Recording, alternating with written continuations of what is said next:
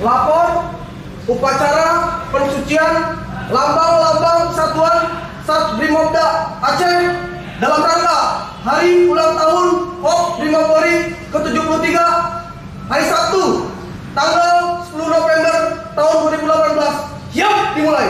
Lanjutkan. Lanjutkan.